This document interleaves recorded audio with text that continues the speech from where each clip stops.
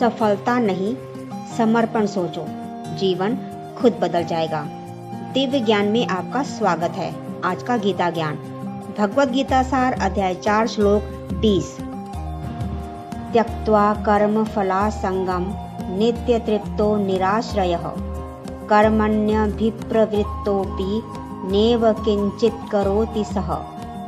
अर्थ, भगवान श्री कृष्ण कहते हैं, जो व्यक्ति कर्म के फल की आसक्ति छोड़ देता है, जो भीतर से सदा संतुष्ट और किसी पर निर्भर नहीं होता, वह कर्म करते हुए भी वास्तव में कुछ नहीं करता, अर्थात बंधता नहीं है।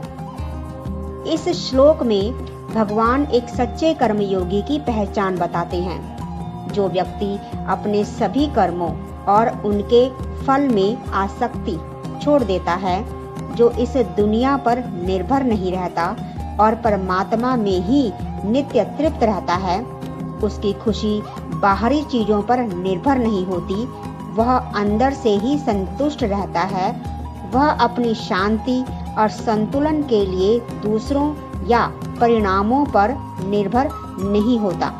ऐसा व्यक्ति कर्म करता हुआ भी वास्तव में कुछ नहीं करता, अर्थात बंधन में नहीं बंधता।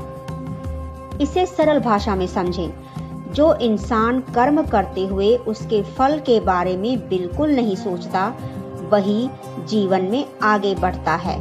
उसी की सच्ची उन्नति होती है और यही उन्नति उसे आध्यात्मिक रूप से इतना आगे ले जाती है कि वह परमात्मा को भी प्राप्त कर सकता है। इसलिए मूल बात बहुत सरल है। कर्म करना है, लेकिन उसके परिणाम से नहीं जुड़ना है। बार बार यह ना सोचें आगे क्या होगा, बस वर्तमान में रहें, अपना काम पूरी लगन से करें और फल परमात्मा पर छोड़ दें। यही है सच्चा कर्म योग। कर्म करते हुए भी भीतर से पूर्णतया मुक्त रहना। संक्षिप्त सार, भगवद गीता का संदेश है कि सच्चा कर्मयोगी वही है जो कर्म करता है, लेकिन उसके फल से आसक्त नहीं होता।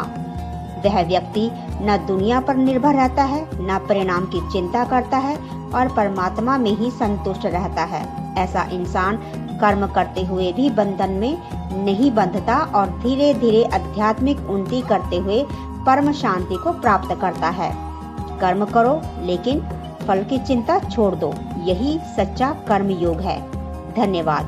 फिर मिलते हैं अगले श्लोक की व्याख्या के साथ। जय श्री कृष्ण। श्री शिवाय नमस्तुभ्यम।